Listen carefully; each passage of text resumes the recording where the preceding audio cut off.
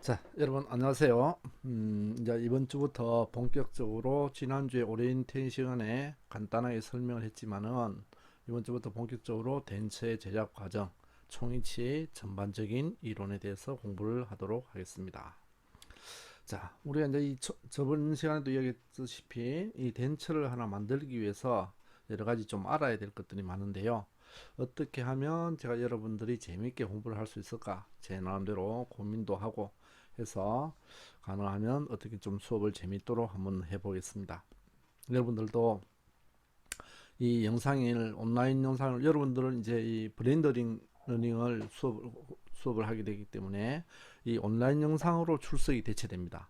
그래서 여러분들 온라인을 최소한 25분 이상 30분을 보지 않으면 출석 수업이 여러분들의 출석은 결석으로 처리됩니다. 그래서 무조건 이 온라인 영상을 처음부터 끝까지 다 보셔야 됩니다.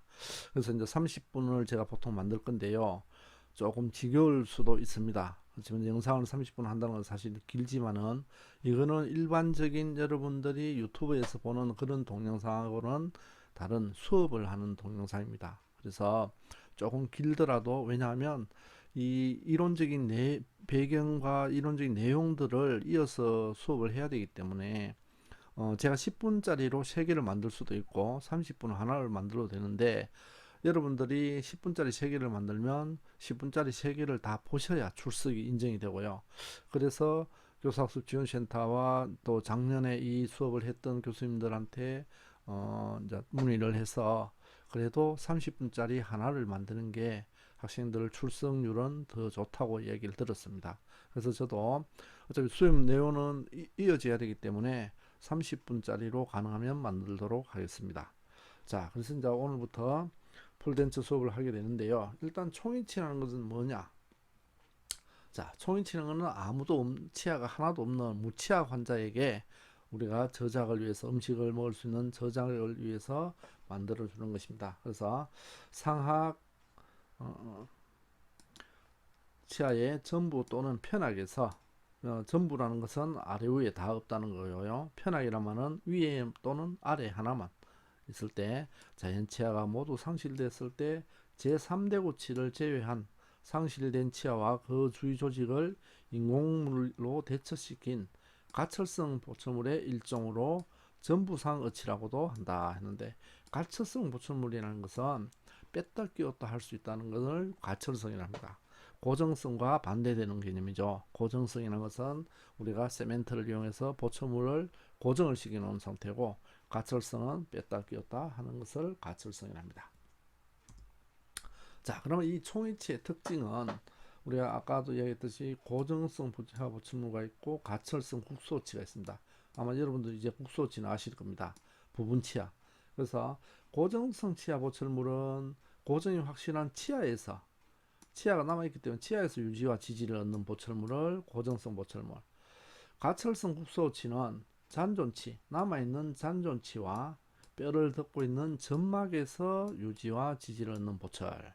자, 그래서 국소치는 치아가 몇 개 있을 때 만드는 게 국소치입니다. 그래서 그 남아있는 치아에서 유지를 얻고 그리고 점막으로 덮여있는 그 안에 점막 안에 있는 뼈에서 유지와 지지를 얻는 보철물을 가철성 국소치랍니다. 그리고 우리가 공부해야 할 총이치는 치조골을 덮고 있는 점막과 그 주위 조직으로부터 유지와 지지를 얻는 보철물을 총이치라고 한다. 그래서 총이치는 치아라는 말이 없죠. 왜냐면 치아가 하나도 없기 때문에. 자, 그래서 고정성 기능 회복 또는 저작 기능에서 매우 불리하다. 그렇죠? 치아가 하나도 없기 때문에. 그러나 또 충분한 교합 이론이 적용돼야 한다. 우수한 교합 이론이 적용돼야 한다. 그래서 우리가 양측성 균형 교합이란 말이 나오는데 요거는 나중에 가서 배우도록 하겠습니다. 자, 요건 치조골을 요 사진은 제가 이해를 돕기 위해서 사진을 넣었습니다. 먼저 치아가 있는데요. 치아의 주위에 있는 잇몸이 있을 것이고 이 잇몸이 있고 치주인대가 있습니다. 이 치주인대가 굉장히 중요한 역할을 하는데요. 여러분들이 임플란트를 공부하게 되면 이 치주인대를 알아야 될 것입니다. 그래서 이 치주인대가 어떤 역할을 하냐 하면 치아가 우리 음식을 씹었을 때 저장력이 강하면 이 지주인대가 약간의 쿠션 역할을 해줍니다. 그래서 이 지주인대가 없을 임플란트를 심었을 경우는 지주인대가 없습니다. 그래서 임플란트를 음식을 딱 씹으면 그 저장력의 힘이 바로 치조골 뼈에 바로 전달이 됩니다. 그렇지만은 우리 자연치는 지주인대가 있기 때문에 딱딱한 돌 같은 걸 탁 씹었을 때도 치아가 깨지지 않고 약간의 쿠션이 있기 때문에 치아를 보호를 해줍니다. 그렇지만 임플란트 치아에 보철했을 경우 딱딱한 돌을 딱 씹었다 그러면 바로 치아가 깨져 버립니다. 그래서 이 치주인대가 그런 역할을 하는 것이고요. 그 치주인대 안에는 치조골이 있습니다. 그래서 우리 총이치는 이 치조골이 받쳐줘야 좋아야 덴처를 음식을 잘 먹을 수가 있습니다. 이게 튼튼해야 되고요. 자, 이 결국 이 치조골이 손실이 된다. 치조골이 없어진다는 거는 여기 보시죠. 여기 잇몸에 염증이 생기면 결국은 치조골이 흡수가 되고 염증은 잇몸도 내려가고 자 이렇게 해서 치아는 염증이 생기면 치아는 문제가 없습니다. 치아는 충치를 먹지 않은 이상 아무 문제가 없지만은 그 주위에 조직들이 염증이 있어 버리면 어떻게 보면 이 치아는 쓰지를 못합니다. 나중에 흔들리게 되는 것이죠. 자, 요것도 내가 이해를 돕기 위해서 뼈를 치조골을 내가 이제 보여주려고 하는데 요거는 인공뼈입니다. 인공뼈. 그래서 임플란트 있을 때 할 때 뼈가 부족하면 인공뼈를 이렇게 넣어서 그래서 임플란트를 심기도 합니다. 자, 그래서 우리가 이제 총이치를 이제 제작을 하게 되는데 이 성공적인 총이치를 제작하려면 어떻게 해야 되냐? 그래서 총이치와 관련된 공항의 해부학적 구조를 이해해야 된다. 해부학적 구조를 이해하고 치료실과 기용실 양자 간의 긴밀한 협조 관계를 유지하고 그래서 오리엔테이션을 했다시피 치과에서 이루어지는 일과 기용소에서 이루어지는 일들이 있기 때문에 두 부분에서 충분한 협조가 되어야 됩니다. 그리고 어치의 기능과 안정성을 위한 교합 이론이 총이치 제작에 필요한 또는 재료학적 지식 그리고 장비에 대한 취급법 이런 것들을 알아야 우리가 좋은 총이치를 만들 수 있는 것입니다. 그래서 이제 해부학적 구조를 나중에 배울 건데요. 자, 일단 총이치 효과적인 기능을 위한 요소. 총이치가 어떤 기능을 해줘야 우리 환자 후안에서 음식을 잘 먹을 수 있냐 이걸 한번 보도록 하겠습니다. 이제 이 총이치 기능에는 지지라는 기능과 유지, 교합 시의 안정 이 세 가지가 있는데요. 일단 지지, 이 서포터는 어치에 수직적으로 가해진 저장력에 대해서 저항하는 현상. 그래서 수직적으로 가한다는 것은 수직으로 밑으로 음식 같은 걸 저장을 했을 때 그 저장력을 밑에서 받쳐주는 역할을 하는 거. 그거는 결국 치조골입니다. 이 저장력에 대해 저항하는 현상을 우리가 지지라고 합니다. 그래서 지지가 좋으려면 치조골이 튼튼해야 되는 것입니다. 그리고 점막으로 덮여있는 뼈에 의해서 지지를 한다. 이 뼈라는 게 결국은 치조골이 되겠죠. 그래서 이 지지는 뼈에 의해서 지지를 하고 점막으로 덮여있고 자, 그 다음에 유지. 어치에 있어서 중력이나 음식물의 접착력 또는 개고할 때 작용하는 어치가 이탈되지 않으려는 현상. 그래서 어치가 환자 구강에서 잘 붙어 있으면 유지가 좋다. 이렇게 우리가 말을 합니다. 그래서 어치가 이탈되지 않는 현상. 이탈이 되면 안 되겠죠. 그래서 이제 여러분들이 이제까지는 아마 그런 걸 자세히 안 봤을 건데 아마 지금부터 이제 총이치 공부를 하게 되면 혹시나 할아버지 할머니나 주위의 어르신들을 보시면 말만 하면 덴처가 입에서 떨어지 나오는 사람도 있습니다. 그래서 그런 분들은 말을 할 때 입을 가리는 습관이 생겨요. 그래서 그런 분들은 아 저분은 덴처가 유지가 안 좋구나 이렇게 생각하시면 됩니다.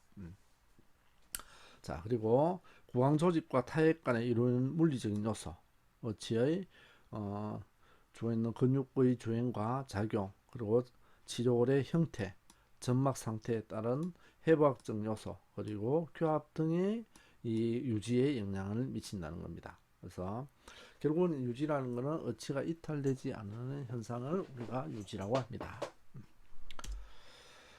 자 보시죠. 요거는 이제 지지를 나타내는 것이고요. 지지는 보십니다. 여기에 이게 뼈가 많다는 것입니다. 치조골이 많이 있는 부분 여기서 지지를 얻는 것입니다. 그래서 요 상하일 경우 이렇게 되고요. 우리가 여기 치조 정상이라고 합니다. 치조골의 제일 높은 부위 이런 부분에서 지지를 얻고요.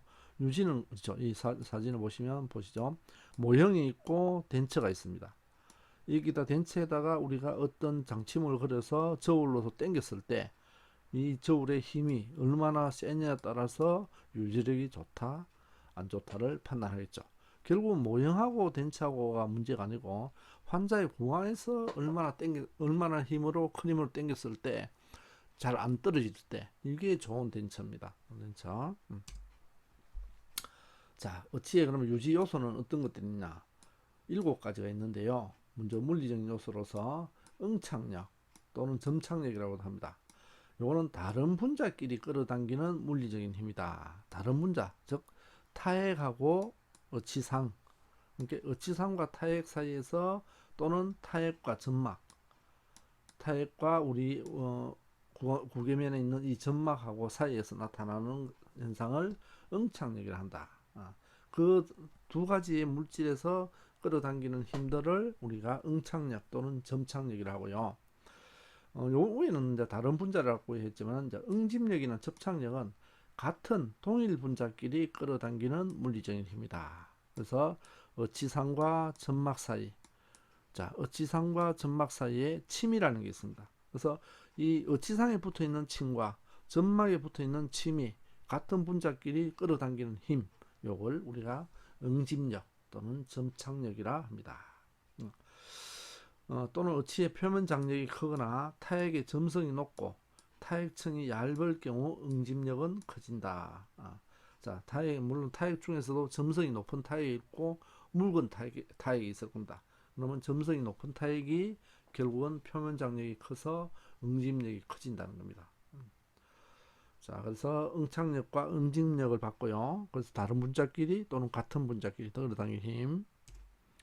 자, 이게 역시나 가는 응착력입니다. 응착력. 그래서 다른 분자끼리 우리가 배드민턴이나 테니스 채에서 우리가 이걸 우리가 안 미끄러지게 감아주는 거죠.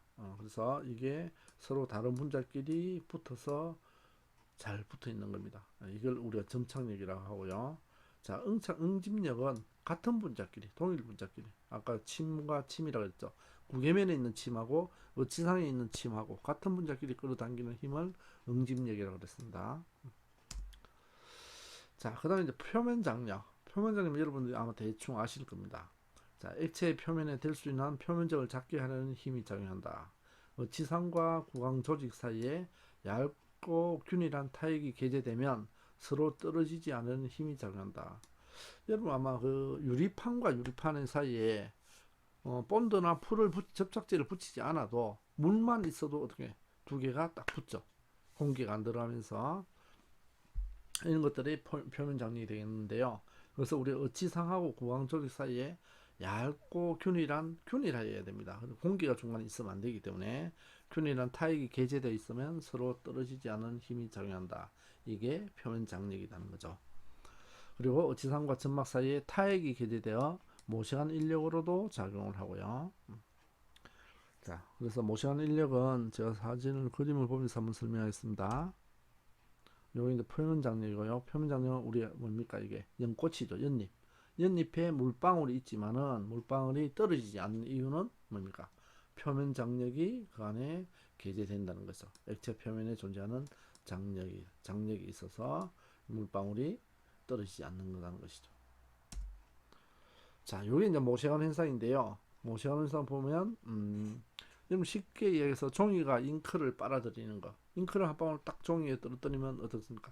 이 잉크가 종이로 싹 빨리 들어가죠. 이게 모세관 현상입니다. 그래서 또는 먹물에다가 마른 붓을 갖다 대면 붓이 먹물을 쫙 빨아다니죠. 이런 것들은 이 모세관 현상이 일어나서 그런 겁니다.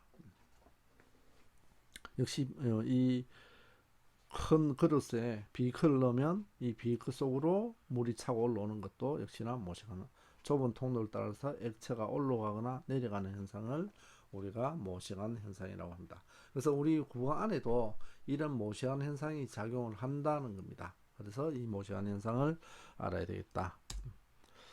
그리고 이제 마지막으로 기계적 유지. 기계적 유지는 말 그대로 뭔가에 이렇게 기계적으로 걸려가지고 덴처가 떨어지지 않는 힘, 요걸 우리가 기계적 유지라고 하는데요. 보시면 처마, 언더컷이 있거나 환자 우리 앞골에 언더컷이 있습니다. 이런 언더컷을 이용하면 부가적인 유지를 얻을 수 있다는 거고요. 그래서 또 하악의 경우 후악설골근 변연부에 또는 후악설골근 구에 적절히 위치한다. 이런 부분에 언더컷이 있기 때문에 이게 기계적 유지로 작용을 한다는 겁니다. 그리고 어치상의 변연봉쇄와 대기압. 변연봉쇄라는 것은 우리 변연이라는 것은 이 덴처를 갖고 이야기할 때 요 끝부분, 요 끝부분들을 우리가 변연이라고 합니다. 이 끝부분들이 환자 구강 조직에 딱 밀착이 되면 공기가 이렇게 들어가지 않습니다. 그래서 공기가 빠져나가고 대기압과의 압력 차이에서 음압이 작용한다. 음압이 작용해서 흡착에 의한 유지가 생긴다는 거죠. 그래서 변연을 봉쇄를 잘 해줘야 됩니다. 변연을 봉쇄한다는 건 그 어치상과 조직 사이로 공기가 안 들어간다는 겁니다. 안 들어가게 봉쇄를 해줘야 된다는 거죠. 그래서 입술이 구강을 향해 안쪽으로 미는 힘과 혀가 밖으로 미는 힘, 이런 힘들에 의해서 우리가 요거는 근압 유지 일곱 번째. 저 사진 때문에 지금 잘 안 보이는데 근압 유지는 근육의 압력. 그래서 입술에 있는 그 근육들과 혀가 밖으로 미는 힘. 그래서 혀는 밖으로 미는 힘, 혀는 안에서 바깥쪽으로 미는 힘이 있고 어떻게 입술은 바깥쪽에서 안쪽으로 미는 힘이 있습니다. 그래서 이 두 힘 사이에서 덴처가 유지를 얻는 겁니다. 요게 근압 유지라고 하실 수 있습니다. 자, 여기 보시면 뭐 이 사진을 환자 구안의 사진입니다. 그래서 이 덴처를 있을 때 덴처가 여기에 존재하게 되는데 끼면 그래서 이게 뺨하고 안쪽에서는 혀하고 이 사이에 근육의 압력에 의해서 덴처가 유지를 얻는 것을 우리가 근압 유지라고 합니다. 기계적인 봉쇄는 보시면 변연 봉쇄는 이런 부분들, 형광등으로 되는 이런 부분들이 모든 부분들이 어떻게 다 봉쇄가 됐다는 거죠. 막아준다는 거죠. 그래서 그 사이로 공기가 안 들어가기 때문에 그래서 유지를 얻는 것입니다. 기계적인 유지는 이런 부분들, 아까 악설골근 안쪽에 하악에 특히 링갈 쪽에 언더컷이 있기 때문에 이 언더컷에 의해서 덴처가 걸려갖고 잘 안 빠진다는 겁니다. 그래서 그게 기계적 유지고 변연 봉쇄는 변연을 완벽하게 봉쇄를 해준다는 거고. 자, 근압 유지는 한 번 더 이 사진을 보시면 덴처를 끼면 이 바깥에 뺨 쪽에서 이 덴처를 꽉 잡아주는 겁니다. 이렇게 꽉 눌러줘서 물론 그만큼 힘은 많이 지진 않지만은 그래도 뺨이 미는 힘에 의해서 덴처가 유지를 갖고 있는 걸 우리가 근압 유지라고 합니다. 자, 그래서 7가지 그런 유지에서 우리가 이제 덴처가 유지를 얻고요. 그 다음에 이 유지에 관여하는 근육들에 의해서 또 유지를 얻습니다. 그래서 우리가 이 해박 요소를 알아야 될 필요가 유지에 작용하는 관여하는 근육들, 혀근, 구륜근, 설근 이런 것들은 유지에 관여한다. 그래서 덴처를 오히려 잘 잡아주는 근육들입니다. 그래서 혀근과 구륜근, 설근은 대신 이탈에 관여하는 근육. 이건 덴처를 떨어뜨리는 근육들입니다. 그래서 교근,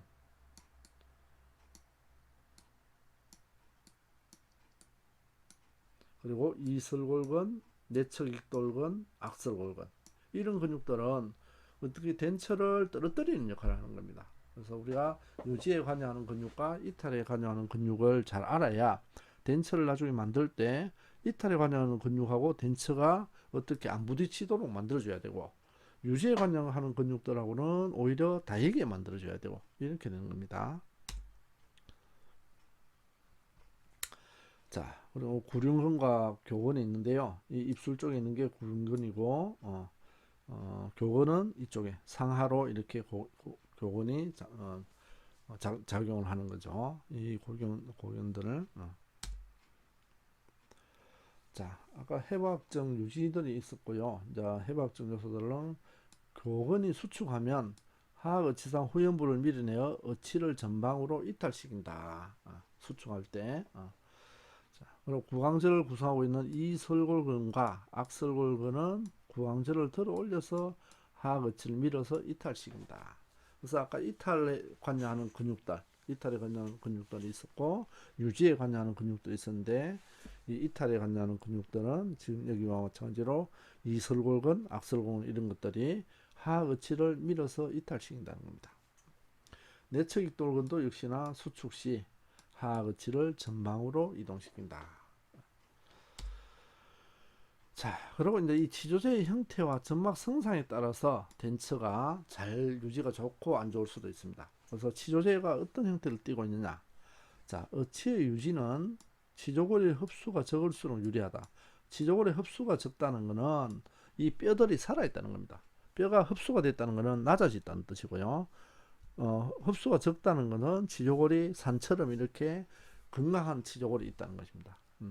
그래서 이 흡수가 적을수록 유리한데 치조골의 높이가 높을수록 수평적 이동이 정하기 때문에 기능적인 안정감을 얻을 수 있다. 그렇죠. 이 덴처가 이 치조골이 높이가 높다면 이렇게 치조골 높이 있을 때는 이 덴처가 수평적 이동에는 저항할 수 있기 때문에 기능적인 안정감이 있다는 겁니다. 또한 이 수평으로 높을수록 기계적인 유지도 부가적으로 얻을 수 있다는 거고요. 자, 어치상이 접촉하는 점막은 점막의 침하량이 균등하게 일어나고 점막이 비교적 두껍고 탄력성이 풍부하며 골과 긴밀하게 결합되어 있는 경우가 유지에 유리하다. 그래서 이 점막이 두껍고 그리고 점막이 탄력성이 풍부하고 그리고 이 점막이 골과 긴밀하게 결합되어 있으면 어치가 잘 안 떨어진다는 거죠. 유지가 좋다는 겁니다. 그래서 이런 치조제 형태, 점막의 형태나 이런 것들도 유지에 영향을 미친다는 거죠. 자, 이제 총인치 안정. 총인치는 다른 고정성 칩과 보충 또는 가철성 국소치에 비해서 아까 안정성이 떨어지죠. 당연히 치아가 없으니까 보충이기 때문에 안정성에 역점을 두고 제작해야 된다. 그래서 안정이라는 것은 어떠한 힘이 작용했을 때 동료되거나 위치의 변화 없이 고유의 위치에 있으려는 성질이다. 이걸 우리가 총인치의 안정이라고 합니다. 그래서 안정의 필수적인 요소로는 근육의 균형, 머슬 밸런스, 그리고 교합의 균형, 이런 것들이 안정의 필수적인 요소들이다. 자, 그래서 뭐 근근과 교합, 이거는 교합의 균형을 나타내는 것이요. 이 뭐 근육의 내가 균형을 한번 보려고 사진을 한번 찾아보니까 이런 사진이 있었습니다. 아주 건강하죠. 그래서 여러분들도 아마 젊을 때 이런 근육들을 한번 만들어 보시기 바랍니다. 자, 그리고 이제 나중에 총이치에는 총이치 종류가 몇 가지 있습니다. 그래서 우리가 총이치를 단순히 이거 하나를 가지고 총이치라고 할 수도 있지만은 이 같은 총이치지만은 임시로 한두 달 끼는 미시어치가 있고 영구적으로 끼는 게 있고 그리고 피계어치라 그래가지고 어떤 루터라 뭐 장치를 가지고 이용을 하는 것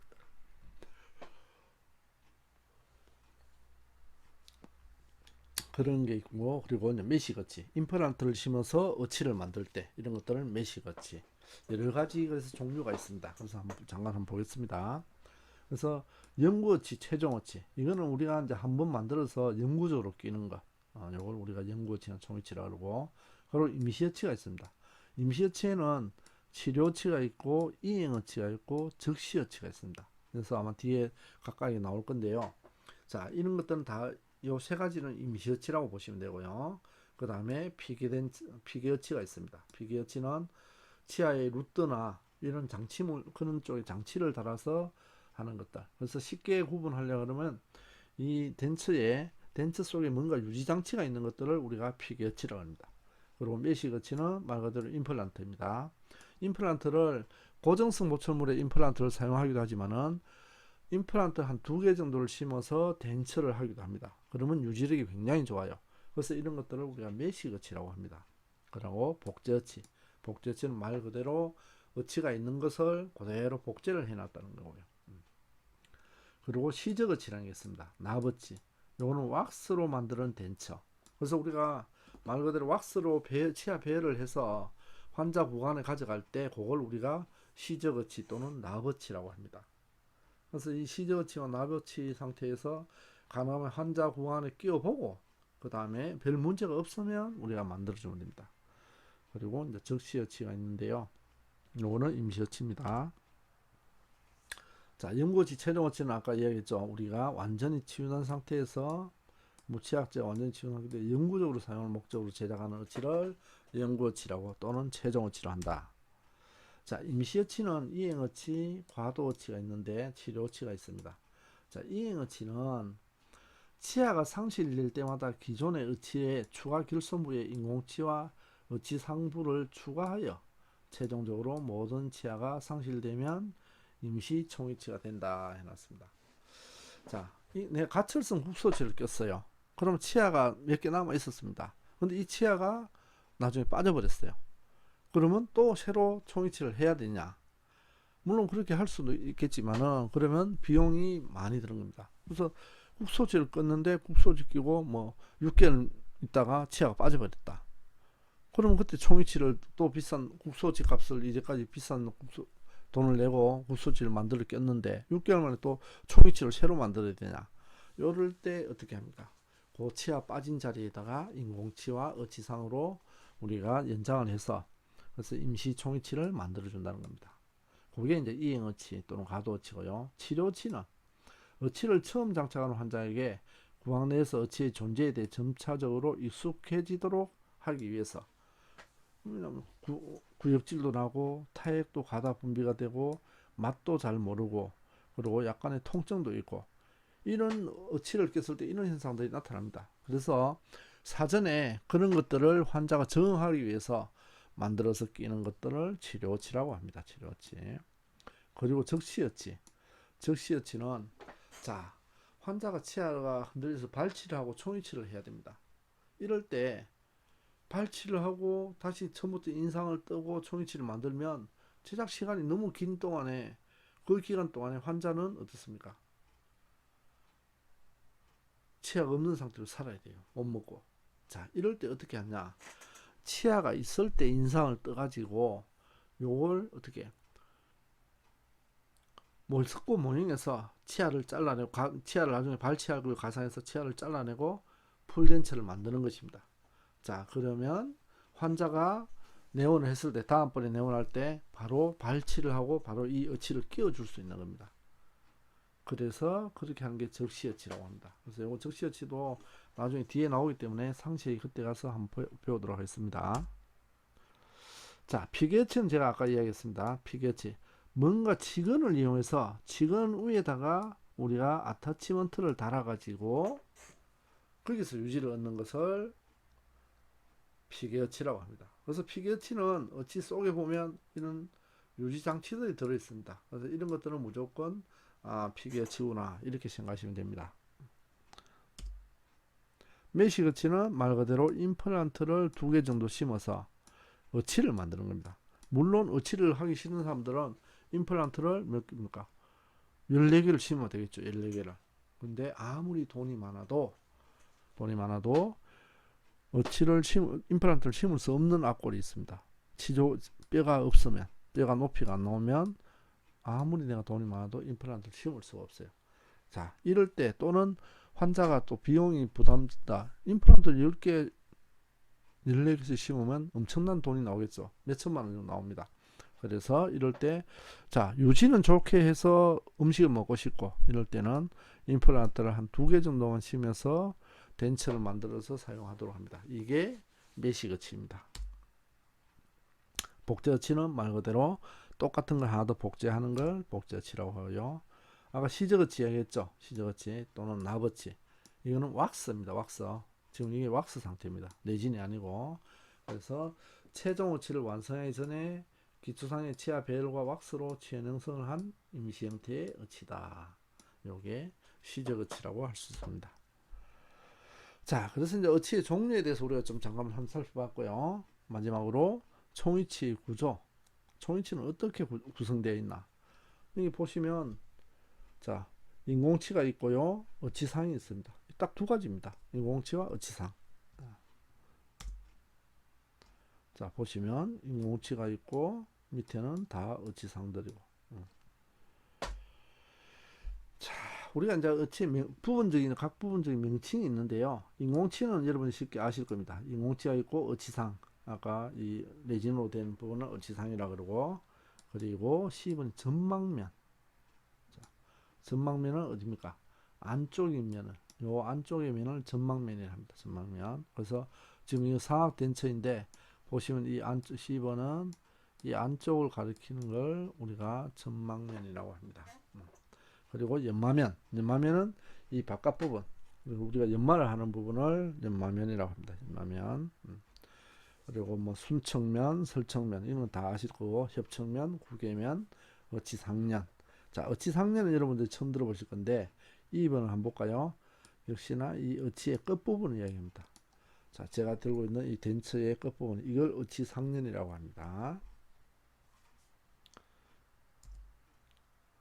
자, 그래서 오늘 수업을 정리를 잠깐 하도록 하겠습니다. 먼저 우리가 총이치 특징을 배웠고요. 총이치가 일반 고정성이나 가철성 흡수어치와 다르다는 거. 그리고 총이치의 효과적인 기능을 위해서는 아까 그런 여러 가지 요소들이 있습니다. 접착면이라든지 응집력 이런 또는 표면 장력 이런 것들이 효과적인 기능을 위한 요소들의 하나겠죠. 그리고 총이치 종류 아까 뭐 영구어치가 있고 피개어치가 있었고 매식어치가 있었습니다. 그리고 임시어치가 있었고요. 이런 것들 종류를 좀 알아야 되겠고, 그리고 총이치 구조. 구조는 간단합니다. 구조는 간단해요. 총이치는. 자, 이런 것들을 오늘 수업을 하였습니다. 자, 아마 여러분들이 장시간 이 내용을 잘 듣고, 자, 이 온라인 영상을 집에서 듣고 나머지 1시간은 우리가 2시간 수업 중에서 1시간 이상은 어떻습니까? 오프라인으로 학교에서 수업을 할 것입니다. 그래서 여러분들이 이렇게 영상을 보고 오면 예습이 되기 때문에 예습과 출석을 겸해서 하는 겁니다. 자, 그래서 오늘은 총이치의 특징 또는 종류 이런 것에 대해서 공부를 하였습니다. 감사합니다.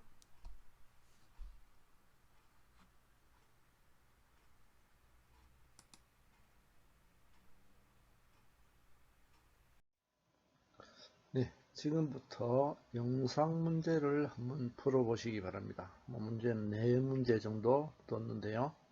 한번 앞에 우리 수업했던 내용들입니다. 그래서 저희가 한번 풀어보시기 바랍니다. 시간은 한 1분 정도 넣어 놓겠습니다.